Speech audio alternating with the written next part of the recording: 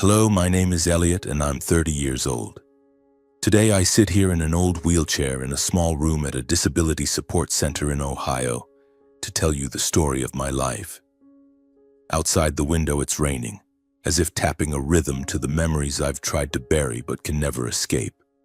I'm not a millionaire with tens of millions in my bank account, nor do I live in a luxurious mansion with expensive cars. I'm just a survivor carrying scars on both my body and soul. But to tell this story, I have to go back to the beginning, the place where it all started, a rundown neighborhood in Ohio, where I was once a boy with big dreams before everything was torn apart. I was born in a place they called River Bottom, a name that already reeked of despair.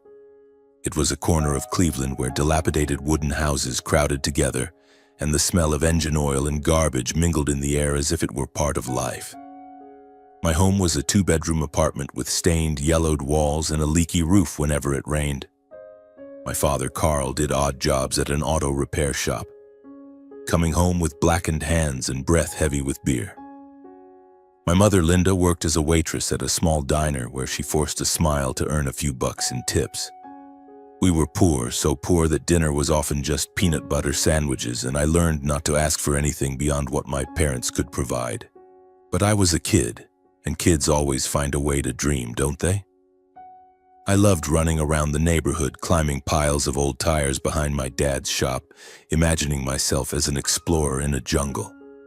I had a best friend, Tommy, a scrawny kid with messy red hair who always told me about spaceships from the science fiction books he borrowed from the library. "Elliot," he'd say, "one day you and I are going to get out of this hellhole, you'll see." I believed him. I believed that one day I'd become someone, do something great. Then when I was 9, everything changed. One chilly autumn morning, my mother called me into the kitchen. She was wearing an old, worn-out sweater, but her eyes were different, tense, as if she were hiding a big secret. "Elliot, you're staying home from school today," she said, her voice trembling slightly. "We're taking you for a health checkup, a special place." Naively, I asked, "What kind of checkup, Mom?" "I'm not sick." My father, leaning against the doorway, just muttered, "Don't ask too many questions, let's go." We piled into my dad's rickety old truck, which I jokingly called the coughing machine because of the way the engine sputtered.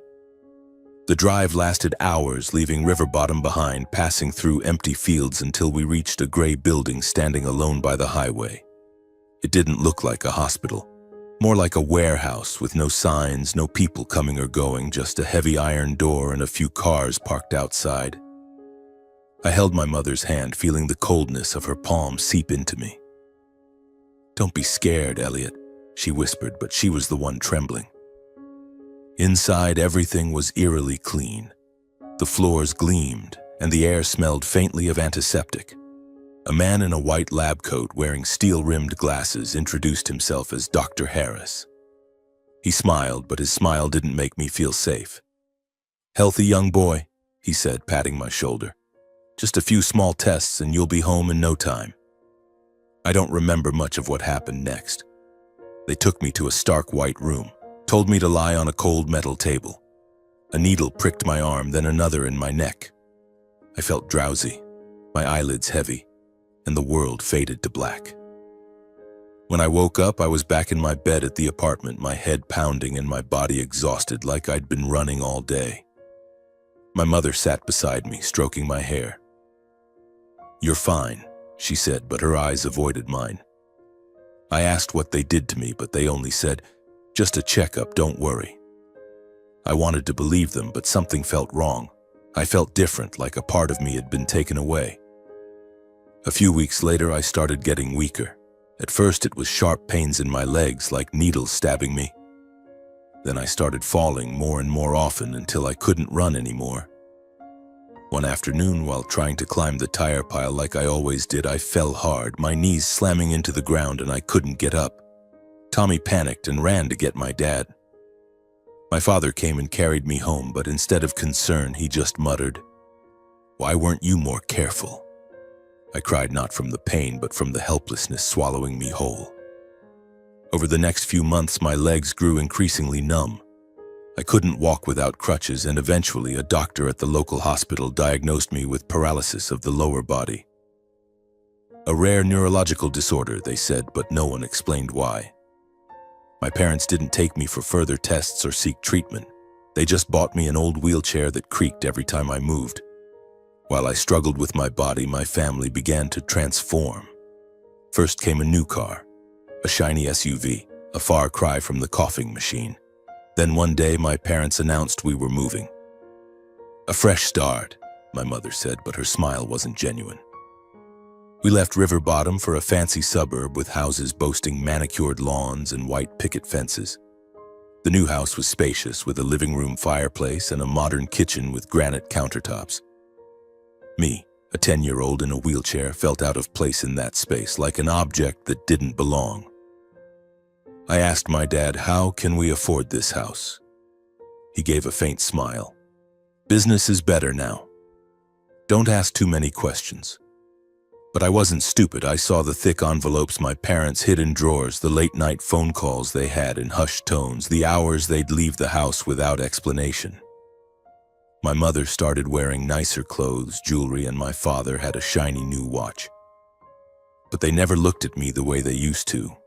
The little warmth I'd once seen in their eyes was gone, replaced by a coldness, as if I were a debt they wanted to forget. I tried to adapt. I learned to navigate the wide hallways of the new house in my wheelchair, tried to get to know the neighborhood kids who looked at me like I was some kind of oddity.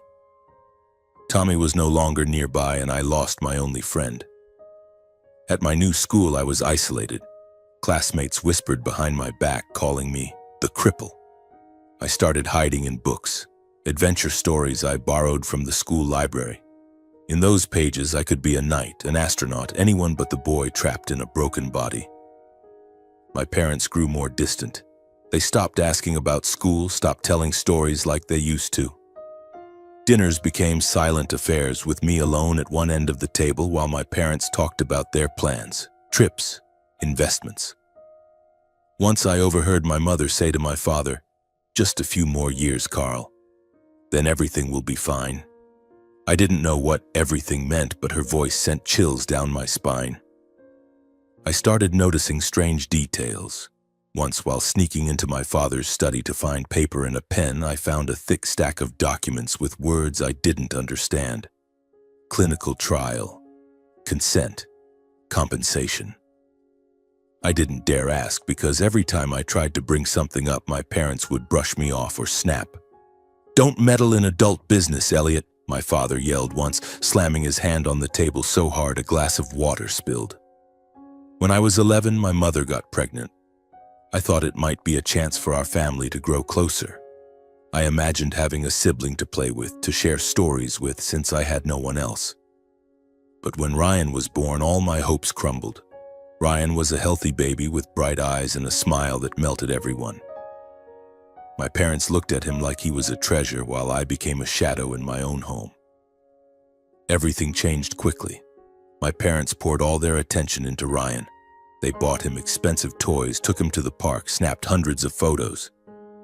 Meanwhile, I was left in my room with my wheelchair and old books.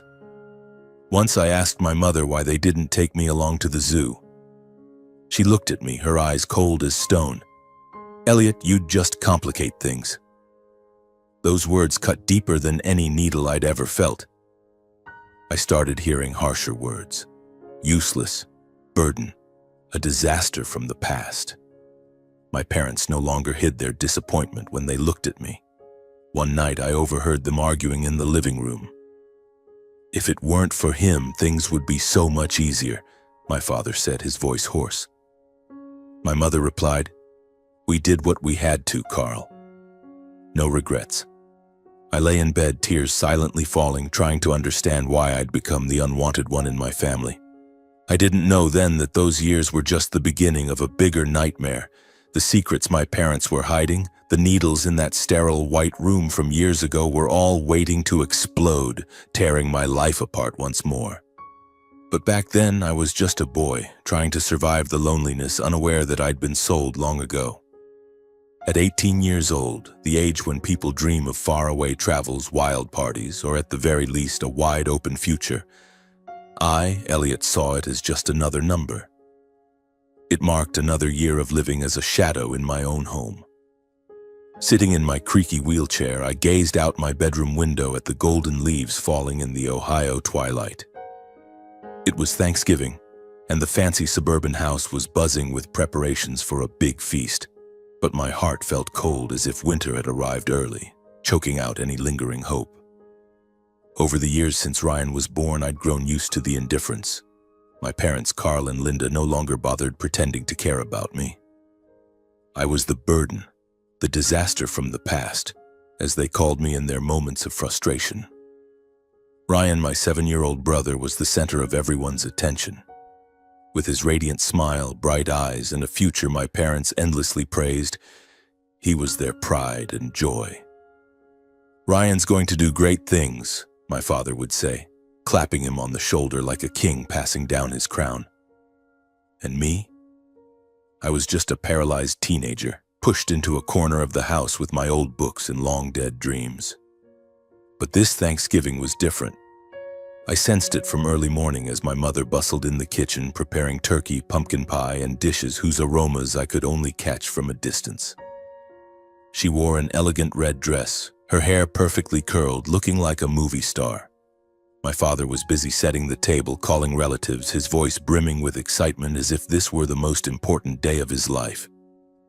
Ryan darted around the house in a tiny suit, giggling as aunts and uncles arrived, hugging him and saying, "You're truly the pride of the family." I stayed in my room trying to ignore the commotion outside. I'd learned to retreat, like a snail hiding in its shell. But then my mother knocked on my door, her voice dripping with false sweetness. "Elliot, come join us for the feast. It's a special day." I was surprised. How long had it been since they invited me to anything? I wheeled myself into the living room, my heart pounding, part of me hoping just this once I'd be treated like part of the family. The living room glowed under the chandelier's light. The long dining table was elaborately decorated with a pristine white tablecloth, sparkling wine glasses and platters of fragrant food. Relatives and friends of my parents, people I'd only met a handful of times, filled the table, laughing and chatting boisterously. Ryan sat between my parents like a little king. I quietly wheeled myself to a corner of the table, trying not to bother anyone. A few people glanced at me, offering awkward smiles before quickly looking away. I was used to it, but tonight my parents' looks unnerved me.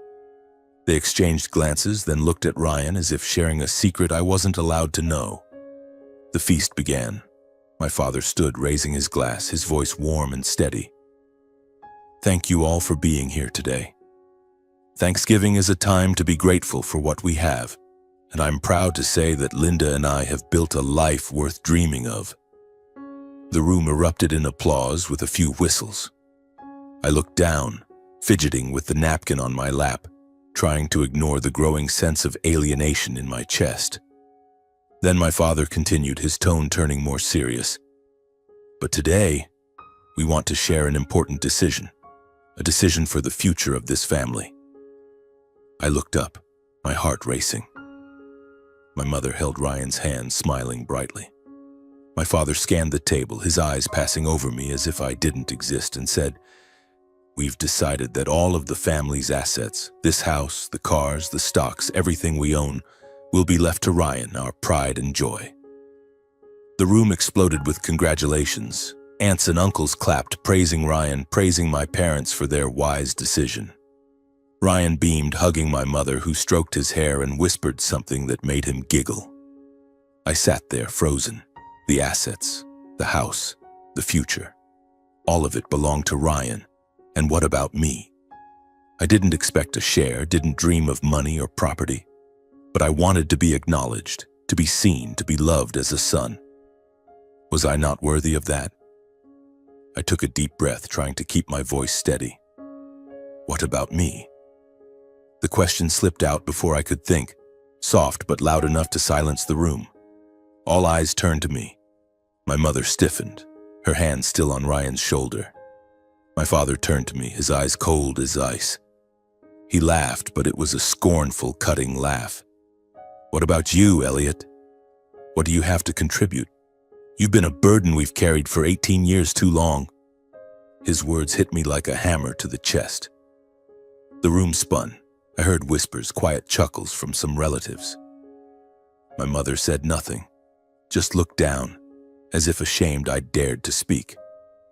Ryan looked at me, his eyes innocent, not understanding what was happening. I wanted to scream, to slam the table, to do anything to prove I wasn't a burden, but I couldn't. I just sat there, hands gripping the arms of my wheelchair, tears welling up but held back by gritted teeth. I wouldn't cry in front of them, never. The feast continued as if my question had never existed. People laughed, clinked glasses, and toasted Ryan's bright future. I quietly wheeled myself out of the room unnoticed. I returned to my room, closed the door, and let the darkness swallow me. The pain wasn't just my father's words. It was 18 years of being abandoned, belittled, treated like a mistake. I looked around my room, the single bed, the old bookshelf, the adventure books that had been my refuge. They all belonged to this house, a house where I had no place. That night I didn't sleep. I lay in bed staring at the ceiling, listening to the laughter echoing from the living room. I thought about the years in River Bottom when my parents were poor but at least looked at me like their son. I thought about the needles in that sterile white room when I was 9, about the legs I lost, about my parents' sudden wealth. Something was wrong.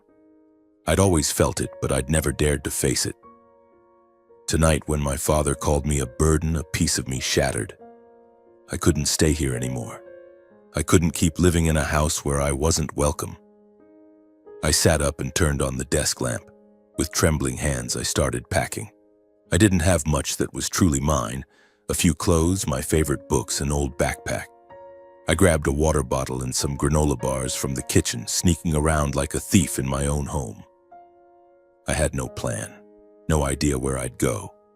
I just knew that if I stayed, I'd die, not my body but my soul, which had been suffocated for too long. At the break of dawn, I wheeled myself out the back door where a small ramp my parents had built long ago but rarely used awaited. I paused one last time, looking at the lit-up house where my family still slept, unaware I was about to disappear.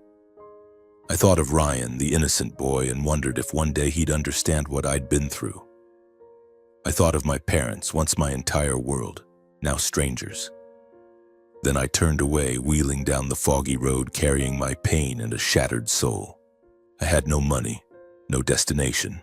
I had only one thought: survive. I wheeled through the suburban streets, past houses slowly waking up. My arms ached, but I didn't stop. I made it to downtown Cleveland, where homeless people gathered under overpasses. An older woman in a tattered coat looked at me and asked, "You lost, kid?" I shook my head, my voice hoarse. "No. I just don't have a home anymore." She led me to a disability support center where I was given a temporary bed and a hot meal. I lay on the hard mattress, listening to the snores of strangers, wondering what I'd do next. I had nothing but my backpack and a heart full of wounds. But deep inside, a small fire began to burn, not hope, but rage. I wanted to know why my parents treated me this way. I wanted to understand why I lost my legs, why they got rich, why I became the burden. The days after I left home, I thought life couldn't possibly get any worse. But as if it were a cruel habit, life always found a way to remind me I was wrong. Living at the support center wasn't paradise, but it was a place where I could breathe. The people here, from the exhausted social workers to the homeless and disabled like me, each had their own stories, and I learned not to ask too many questions. I was given a small corner in the communal sleeping area, separated by a thin curtain. During the day, I'd wheel myself to a nearby park, reading books or watching people pass by, trying to find meaning in a world that had turned its back on me. But most of the time I thought about my parents, Carl and Linda, and the words they spoke at that Thanksgiving dinner. "You're just a burden." Those words were like a knife lodged in my heart, and each day I felt it twist a little deeper. One afternoon, as I returned from the park, a staff member, Maria, called me over. She was a middle-aged woman with curly hair tied up high, always wearing a gentle smile despite the weariness in her eyes. "Elliot, there's a letter for you," she said, handing me a plain white envelope. I frowned. Who knew I was here? I hadn't told anyone I'd left home, and this center wasn't a place my parents' relatives or friends would seek out. The envelope had no sender's name, only a scrawled note in blue ink. To Elliot. I took the letter, my heart racing for reasons I couldn't explain. I wheeled myself back to my corner, pulled the curtain shut, and turned on the small desk lamp. The envelope was thin, containing just a single sheet of paper folded in half, written in shaky handwriting, as if the writer were rushed or afraid. I opened it, and the words hit me like a storm. "You're not sick. You're a victim. Your parents sold you as a test subject. My child was a victim too. They're brokers for an underground pharmaceutical organization. Investigate, Elliot." No signature, no address, just short, sharp sentences like stabs of a blade. I read it again, word by word, trying to make sense of it. Sold you as a test subject. Underground pharmaceutical organization. The words swirled in my head like a discordant song. I wanted to laugh, to think it was someone's sick joke, but deep down a small voice whispered, "You've always known something was wrong, haven't you?" I sat there, clutching the paper so tightly it crumpled. Memories flooded back, vivid as old film reels. The sterile white room when I was 9. The needles. Dr. Harris with his cold smile. My legs growing weak, then losing all feeling. My parents' sudden wealth, the SUV, the suburban house, the secretive late-night phone calls, and the way they looked at me like I was a debt they wanted to erase. All those fragments, once buried under layers of fear, now surfaced sharp and terrifying. But I didn't believe it right away. I couldn't. My parents, however cold, however cruel, were still my parents. They'd raised me, however half-heartedly. They'd given me a roof, even if I was just a shadow beneath it. How could they sell me? How could they do something so horrific? I stuffed the letter into my jacket pocket, determined to forget it. Maybe someone got it wrong. Maybe it was slander from someone jealous of my parents' wealth. But the letter wouldn't leave my mind. That night I lay in bed, eyes wide open in the dark, listening to the snores of those around me. I thought of Ryan, my innocent little brother, growing up with the love I never had. I thought of my father's words, "What do you have to contribute?" And then I thought of my legs, taken from me without explanation.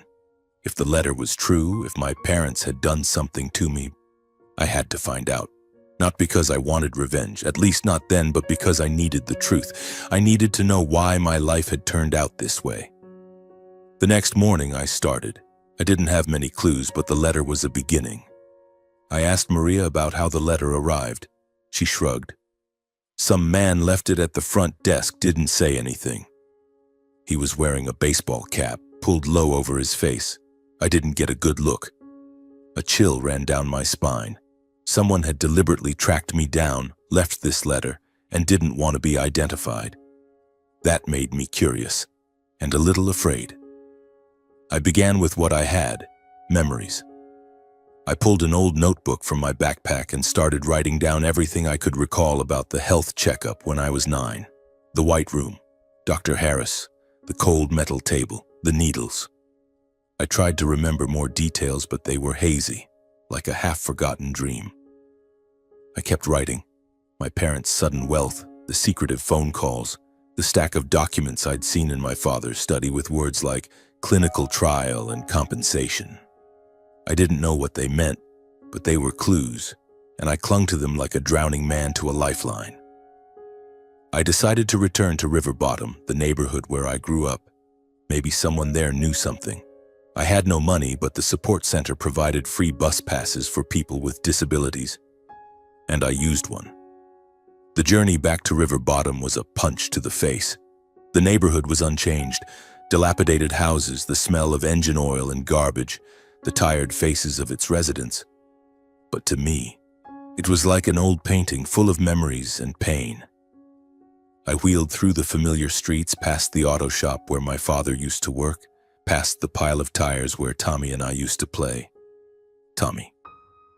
I wondered where he was now, if he still remembered me. I stopped in front of our old apartment. It was still there, but now occupied by someone else, with blue curtains and a child's bicycle parked out front. I stared at it, feeling like I was looking at another version of myself, the 9-year-old Elliot before everything fell apart. I didn't know what I expected, maybe an answer, a sign. But there was nothing, just the silence of the neighborhood. I decided to ask around among the old neighbors. Most had moved away, but I found Mrs. Rosa, an elderly woman who used to live across from us.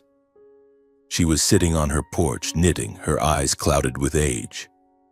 When I introduced myself, she squinted, then gave a sad smile. Elliot? The boy who climbed the tire piles? My goodness, you've grown.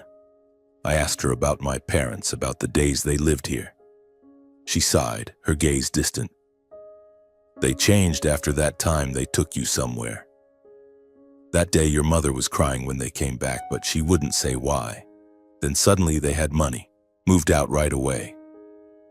Everyone thought it was strange, but no one dared ask. Mrs. Rosa's words lit a spark in my suspicions.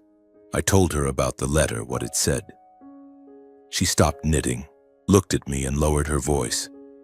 Elliot, a few kids from this neighborhood disappeared back then.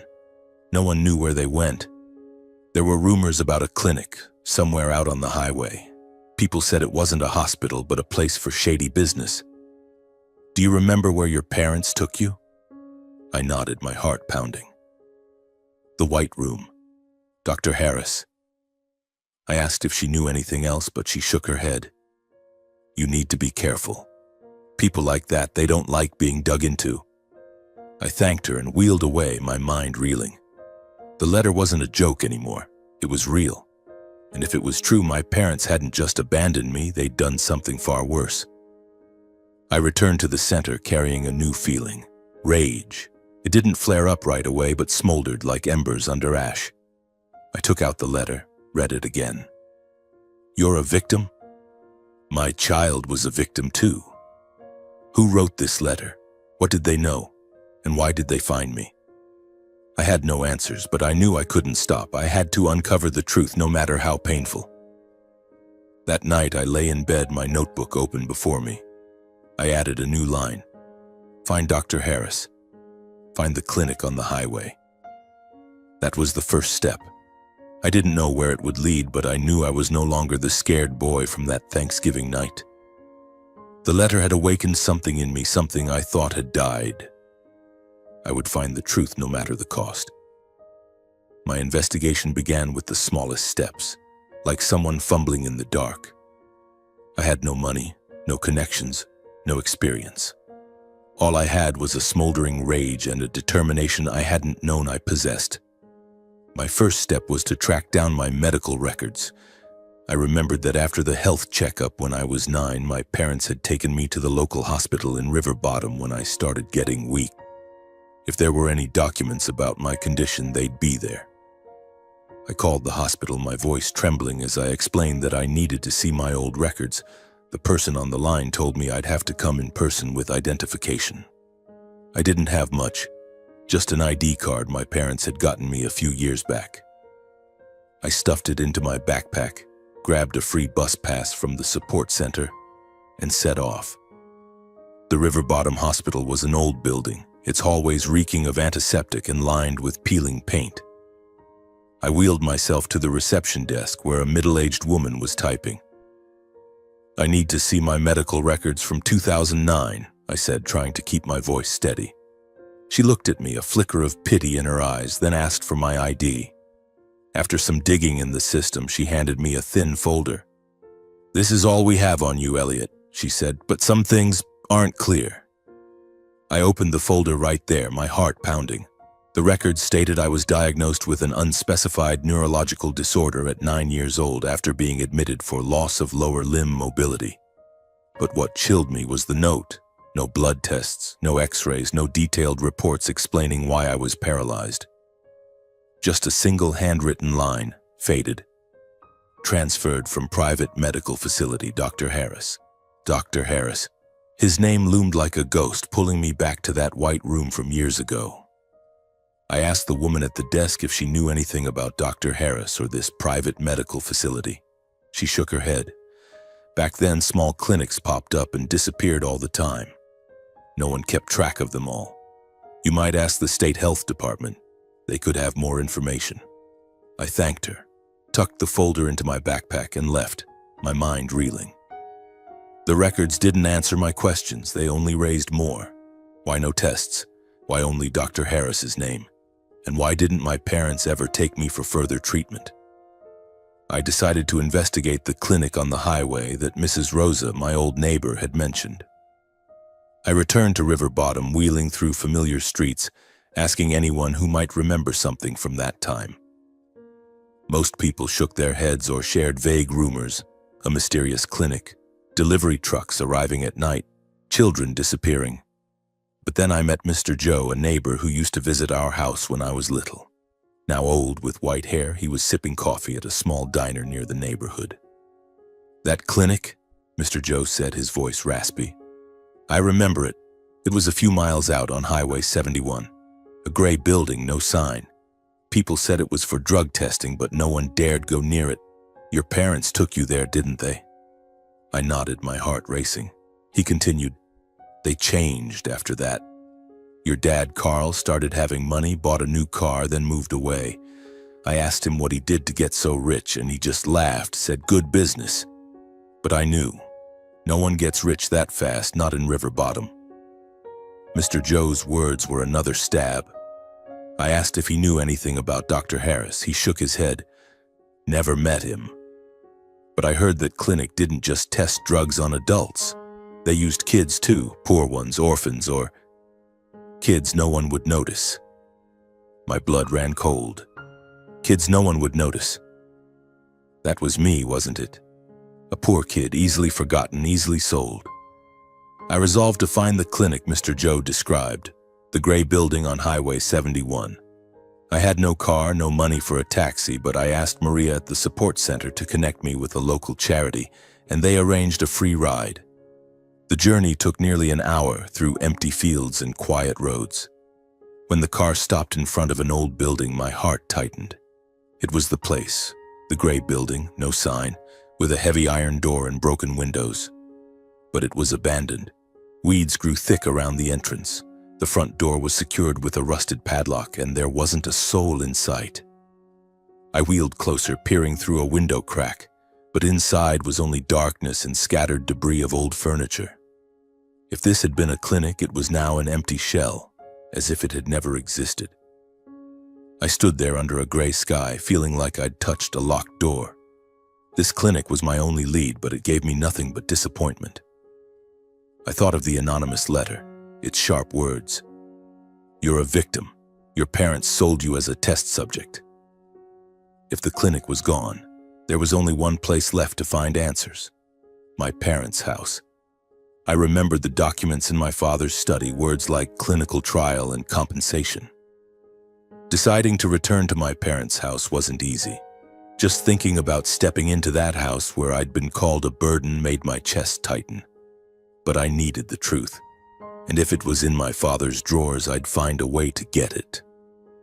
I gathered my courage, packed my notebook and ID into my backpack, and took a bus to the fancy suburb. Standing before the white picket fence of the house, I felt like a stranger. The house, with its manicured lawn, cozy fireplace, and dinners I was never invited to, was now just a reminder of years of abandonment. I knocked, my heart pounding. My mother opened the door, her eyes hardening when she saw me. "Elliot?" she said, her voice betraying surprise and irritation.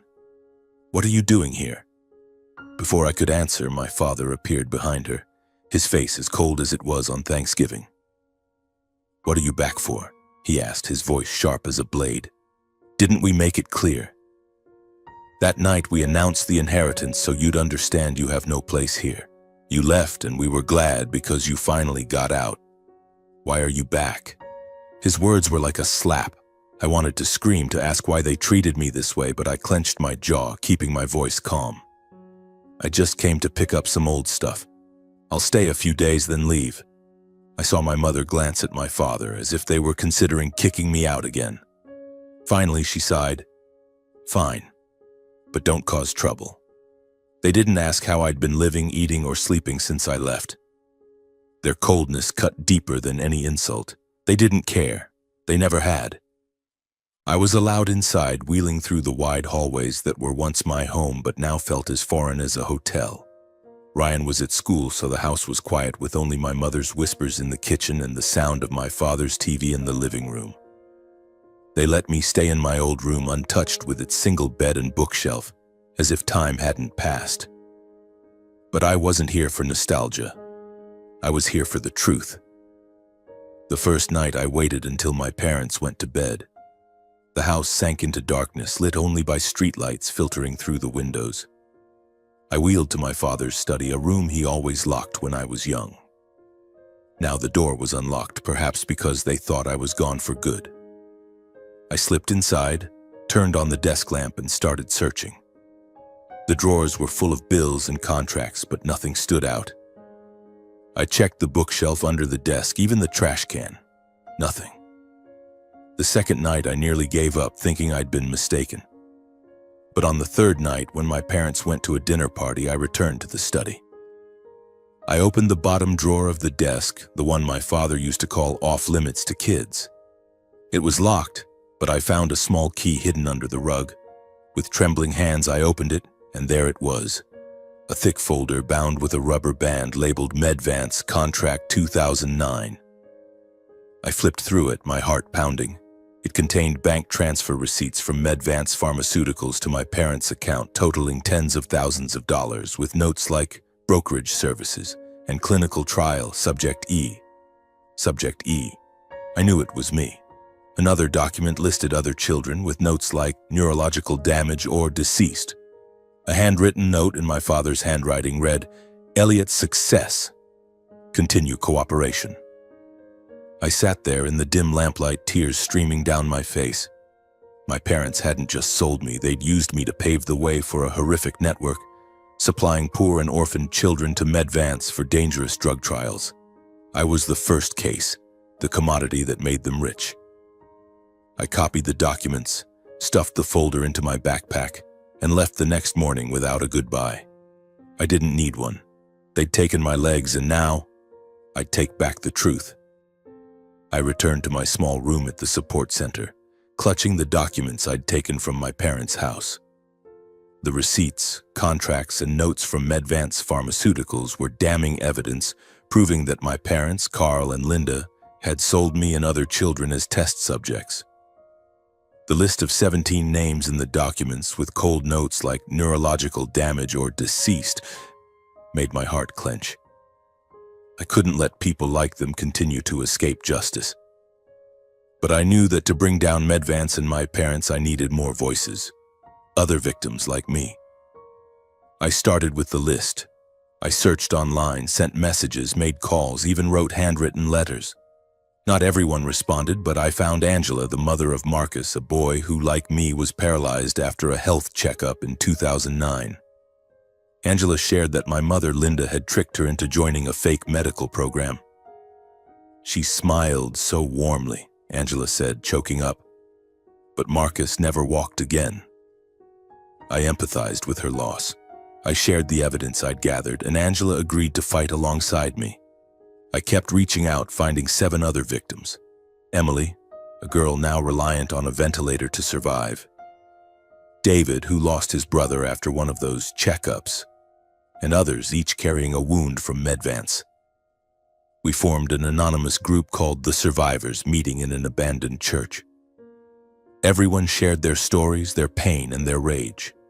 I felt a heavy responsibility, but also strength in our unity. I contacted Lauren Carter, a human rights lawyer, via email. She invited me to her office, reviewed the documents, and listened to my story. "This is a big case, Elliot," she said, her eyes serious. "But it's dangerous. Are you ready?" I nodded, thinking of the names on the list. Lauren helped us file a class action lawsuit in federal court that March, naming Medvance and my parents as defendants. The media exploded, calling me the man suing his own family. Some supported me, others called me a traitor. But I didn't care. I had evidence. I had survivors, and I had the truth. The legal battle began, and I knew it would be fierce. The trial took place on a rainy day in June, 3 months after we filed the lawsuit. That day, in the cold federal courtroom in Cleveland, I wheeled myself in, my heart pounding, facing dozens of eyes from spectators, reporters, and the survivors seated behind me. Lauren Carter, our lawyer, stood beside me, clutching her briefcase. Across from us were MedVance's legal team, men in expensive suits, and my parents, Carl and Linda, sitting silently, their eyes avoiding mine. I never imagined facing my parents like this. They had once been my entire world, but now they were the people who sold me, using me to fuel their criminal network. Lauren opened the case, presenting the evidence. The documents from my parents' house, bank transfer receipts from MedVance, and testimonies from 8 victims, including Marcus, Emily, David, and me. She described how MedVance tested dangerous drugs on poor children, with my parents acting as brokers, luring families with money and false promises. My parents denied the charges. My father stood, his voice trembling but defiant. "Elliot is an ungrateful son. He's making this up out of jealousy for his brother, Ryan. We only did what was best for the family." His words cut like a knife, echoing that Thanksgiving night when he called me a burden. My mother looked down, silent, but I saw her hands tremble.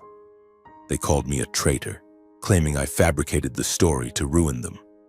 MedVance's legal team attacked us too, labeling us opportunists and demanding the case be dismissed for lack of evidence. But Lauren didn't waver. She presented the bank transfer records from MedVance to my parents, totaling hundreds of thousands of dollars, marked with notes like brokerage services and trial Subject E. Subject E was me. She shared Angela's testimony about how my mother deceived her. Emily, frail and trembling, spoke through her ventilator. "I was never asked for consent. They injected something into me, and now I live like this." David spoke of his brother who never came home. Each testimony was a hammer blow against MedVance and my parents. I was called to testify.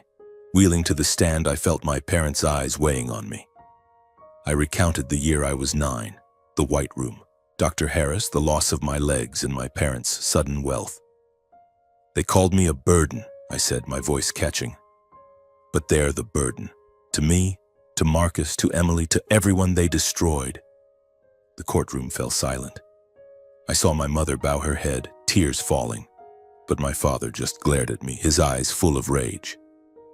MedVance's lawyers tried to discredit me, claiming I was mentally unstable due to my family's rejection.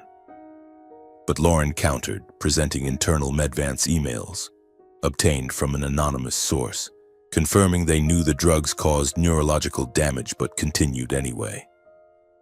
The evidence was too clear, too overwhelming. And after 3 weeks of intense proceedings, the jury delivered its verdict. I remember the air that day, clear and cool outside, but inside the courtroom the tension was like a rubber band stretched to its limit. The judge, an older man with a stern demeanor and eyes sharp as blades, stood to read the charges. The final verdict.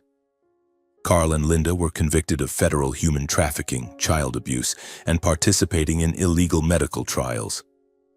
They were sentenced to 40 years in federal prison. Their entire estate was seized and distributed among the victims. I, Elliot, as the first victim with lasting damage, was awarded $1.2 million from their liquidated assets. MedVance was fined tens of millions of dollars, and several executives were arrested for further investigation. I sat there hearing the verdict but felt no triumph. I felt empty. My parents were handcuffed and led away. My mother turned back, whispering, "Elliot, I'm sorry." But her apology came too late. I didn't respond, just wheeled out of the courtroom carrying a heavy heart. Now, over 10 years have passed since that verdict. I'm still Elliot, still in my creaky wheelchair, still visiting the Disability Support Center in Ohio every week. Outside the window, the rain still falls. But today, I'm not here to hide or lament my fate. I'm here to tell my story. A story of loss, betrayal, but also of struggle and hope. 10 years ago, I stood up against the people who gave me life, Carl and Linda, who turned me into a test subject for Medvance in exchange for money and status. I lost my legs, my childhood, but I didn't lose my voice. I uncovered the truth, rallied other survivors like Marcus and Emily to step into the light. And we won, not just in court, but in reclaiming our dignity.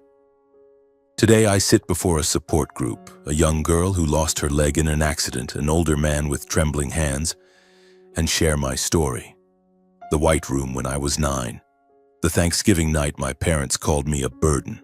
The anonymous letter that woke me from silence, and the journey to find justice. When I finish, the girl whispers, "If you could do it, I can too."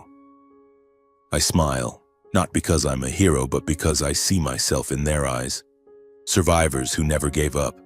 I used the $1.2 million settlement to found Survivors Voice, an organization that supports victims of illegal medical trials, providing counseling, care, and most importantly, a listening ear. But the most important message I want to share, not just with them, but with you, reading these words, is this: you are not a burden. No matter how many times life knocks you down, no matter if the people you love most abandon you, you carry within you an incredible strength, the strength to rise in your own way. I lost my legs, but in that loss I found my voice. And if I can do that, so can you. Live, speak out, let the world know you deserve to be heard. Wishing you peace and all things good.